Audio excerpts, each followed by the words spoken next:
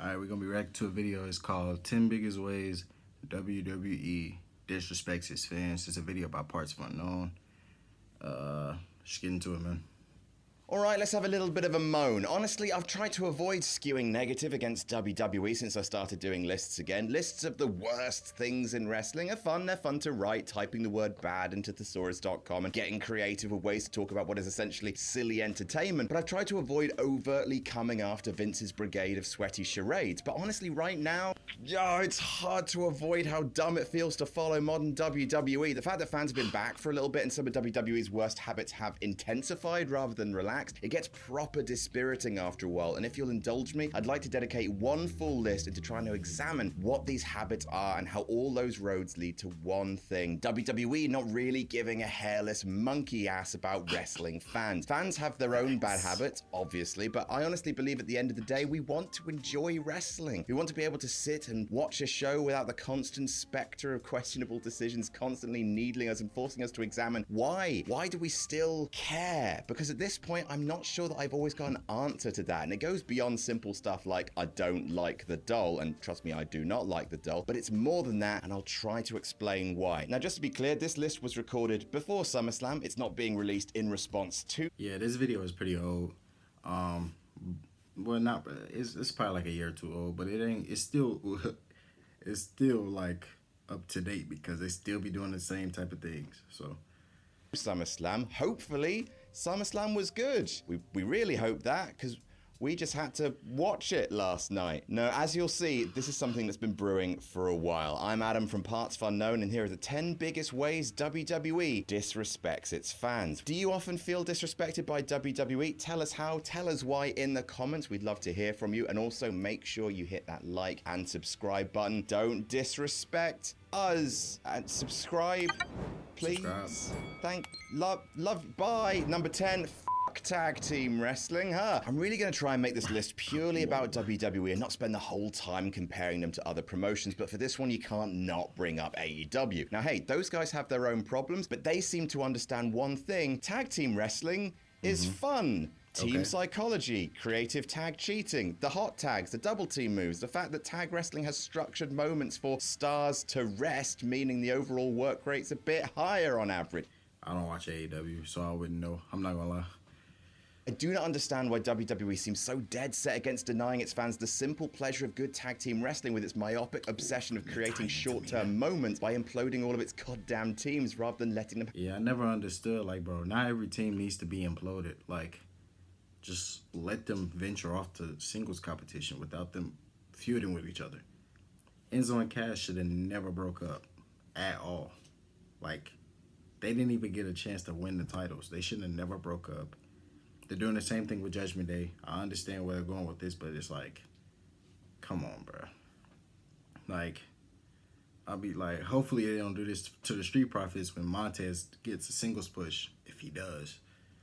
Have an actual division. The Revival left, the Good Brothers got released, the Hurt Business broke up, Heavy Machinery imploded, and then didn't even feud. Each brand has, what, 2, 3 teams at most? It is baffling that WWE had so many people on the... Because who's on Smack?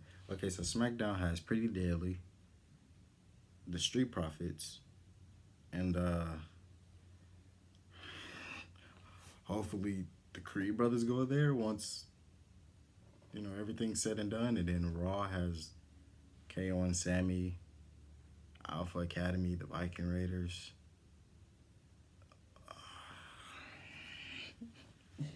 All right, SmackDown has the OC too.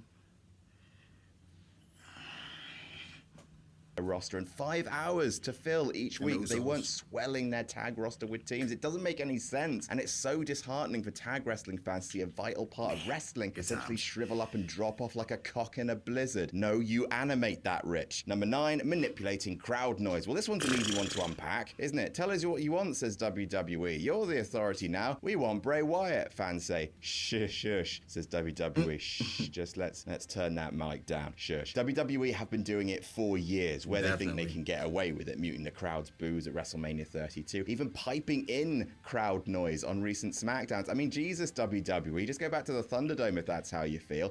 They booed Roman so bad at WrestleMania 32. When you click on the match, they couldn't even turned down the booze. You heard it as soon as his music came on. Then they tried to pipe in booze. They tried to pipe in booze for LA Knight. He literally is over, and they're piping in booze because he's a bad guy. No, no, just no, no. Been a dream for WWE that time, telling fans when to gesture, how to move, like meat sacks covered in electrodes, occasionally shocked into animation, while WWE pipes in favourable crowd noise over unfavourable Jackson Riker. Nothing says WWE would much rather a world where the crowd can't express themselves than literally turning them down when they go off message, which leads us to the age-old problem. Number 8, we choose who you like. It's something that's been talked about to death. Yeah, that's what I was just about to get into. Like, if we're the fans, we should be able to voice like what we want and our opinions. It's like, we're not like, we don't work for you. So everything that you like, we don't have to like. So we don't have to have the same like reaction as what you want us to have. If that's the case, then what's the point of us even like trying to react to it if you want a certain reaction and you're gonna force it upon us to make that reaction to where you're piping in noises and keep doing the same things that we don't like just for us to like try to eventually get us to like it. And it's not right, bro. The fact that when Vince used to take the mic to scream at the crowd, ostensibly in character, "You like what I tell you to like," that it's the biggest shoot in company history. It would be an easier point to not bring up if the fans hadn't been recently vindicated a whole bunch of times with the oft-requested heel Roman Reigns, main event Cesaro, main event Becky Lynch things, being great. Getting those things felt like a struggle, but at least we got them. But it still feels like we're having people's values dictated to us rather than the other way around. The lower mid-card runs of Shayna Baszler, a UFC fighter so dumb she can't outsmart a puppet. Keith Lee being repackaged to oblivion because of perceived problems that he didn't have. He is a sexy goddamn mountain, and Keith Lee, I love you so much. The Karrion Kross stuff. I'm not saying the fans should get to book the show, but they don't. But at the same time, that's the main thing too. A lot of the NXT people didn't flourish on the main roster because the people on the main roster do not watch NXT. They don't have people cross from main roster to NXT to go look at the shows to see what the gimmicks look like and everything. So when they come to the main roster, it's a new thing for them. When they're already over and you hear the cheers, the people on the main roster are like, what can we do with him? When he's already, like, when the person is already like figured out what they want to do and what they are on the main roster, but they just repackaged them for no reason. But it's maddening to see someone get over with the crowd and then have that reaction ignored because it doesn't gel with how certain stars are viewed backstage. And hey, speaking of, number 7, WWE versus NXT. Audible sigh. How do you even try to explain to someone who doesn't watch WWE that there is a branch of WWE that everyone really likes, or at the very least really liked, that constantly received heaps of praise from fans and the industry, and WWE has decided to reshape it based on decades-old standards of populating it with the credo of no more midgets. WWE already had a dicey relationship with the black and yellow brand, pinning its champion in less than 2 minutes with a veteran painted like a psychedelic frog, whacking paper plates on a bunch of their stars and giving them names out the Black and Decker catalog, or ridiculing the Ascension for weeks for a fleeting nostalgia segment populated by confused grandpas. We accepted that almost as the yin to NXT's yang, that WWE needed to balance out the quality somehow, but now it appears that WWE is aiming to rip out the very heart, the high work rate, low stature heart, the black heart, the all heart, no soul. Rip that out of everyone's favorite bit of WWE and replacing it with more Land of the Giants bullshit. It's not the past WWE. It's not then. It's now, and judging from recent reports, not forever. Number 6, all hail the legends. Goldberg wrestled for the WWE Championship at SummerSlam, and look, he didn't win, or at least if this goes out and he won yesterday, then it doesn't matter because you won't be watching this, you'll be too busy picking up shards of TV from your carpet. But how is he still a thing in 2021? How is Jeff Hardy beating undefeated behemoths and expecting no one to care because he came out to his song from 12 years ago? And hey, maybe WWE doesn't really have much of a choice. Maybe it does need to bring back The Rock and John Cena and Goldberg and the thing. But it's okay. This is gonna make me mad because I'm just remembering it all over again. Goldberg came out in 2016 and said, "Brock Lesnar, not only are you next, you're last." He beat Brock Lesnar Wow, great. Then he came back for the Royal Rumble. Okay, cool. WrestleMania. Okay. Then he kept appearing, and it's like, go away. Just go away. He didn't need another title run. He didn't need nothing. Like, none of it. They bring back John Cena because they bring back John Cena every time for a surprise entry because they don't want to do anything with anybody else. And they keep pushing one star at a time. And once that one star is ready to leave, they don't know what to do. So they start pushing other people. They start pushing somebody else. And then because they're pushing them randomly, the crowd isn't over with it. And then they get mad and they keep pushing them even more. And they keep bringing old people back. And it's like, no. Work with the stars that you have. Start building these stars. Like, stop depending on part-timers. Stop. When you have the ingredients to cook with. As we remember, because without them, the current star power of its roster isn't enough to make the Big Four feel like the Big Four shows. But just look back at 1998 to 2001, wrestling's hottest boom period. All of the Big Four shows main evented by current talent that were there every single week. Doesn't it just make the rest of us feel like chumps for watching every week, where really WWE are telling us that the only weeks that matter each year are the few weeks leading up to the big shows where Taker might come back, or Brock, or anyone else who sticks their head in the door for WWE's version of sweeps, rather than the roster they have, or should I say had. Number 5, endless releases. It just makes me sad at this point. It's been an endless conveyor of who's gone since WrestleMania. And look, on a tiny level, I get it. WWE panic bought all the wrestlers it could a few years ago and didn't have the room to promote everyone, so some people drifted away. That I understand. However, Buddy Murphy, Malachi Black, the Iconics, Andrade, Braun Strowman, Bray Wyatt, that I do not understand. And when people of that caliber can vanish into the wind, sometimes in the middle of a rebrand, how unsure for their jobs must that make 90% of the roster? That really makes... Because they're only trying to push 2 or 3 people at a time, and everybody else becomes an afterthought, and they just put them in random situations. That's why. He don't care. They don't care. They don't think about the future all the time.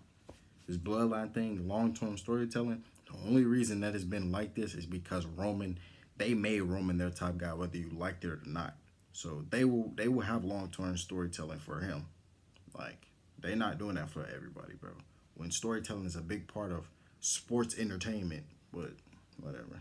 Makes me fucking sad, especially when WWE is objectively not hurting for money, which makes all the spin of budget cuts even more insulting to the fans' intelligence. Doesn't matter who we like at the end of the day, and for all of our pointless sound and fury, and this entire list is a load of pointless sound and fury, ultimately we can't protect our favorite stars, which as the authority, you really think we'd have negotiated that as part of our deal. But we can't protect them because we don't always have the same values as WWE, because number 4, wrestling isn't the draw. It really doesn't make any sense that WWE can have so much talent on its books, but so few of them feel like stars, despite often being imported to WWE because of their indie star power. Why is that? He asked, pompously pretending to have any answers to the complex working of an entire corporation, because wrestling isn't the draw to main roster fans, apparently. Like, honestly, WWE should be the easiest thing in the world to book. Take someone good, pit them against someone else that's good, say to the crowd, hey, this is going to be good, here's where you can see them fight, and here's how much it costs. And that's the sell. NXT do it, putting together those excellent hype packages, sit-down interviews, doing their best to not give away the important thing, the match itself. On the main roster, Rhea Ripley and Charlotte's amazing talent for wrestling take second fiddle to weird skits about crutches. Challengers for mid-card titles earn their shot by beating the champion, giving away the match they're trying to sell. Obviously, storyline is a vital part of wrestling, but WWE produces matches to get to certain story moments and not the other way around, and they hold so many matches. Number 3, endless rematches. This one's not complicated. This has nothing to do with business psychology, the complexities of roster hierarchy, or the demands of casual fans. It's as simple as stop wasting my fucking time. Not enough happened to justify Big E and Apollo Crews wrestling each other 15 times in 2021, or Randy Orton's endless feud with Drew, or Andrade and Angel Garza's endless series with the Street Profits in 2020. You absolutely can have people wrestle each other over and over if there's story progression each time. Christian and Randy Orton in 2011.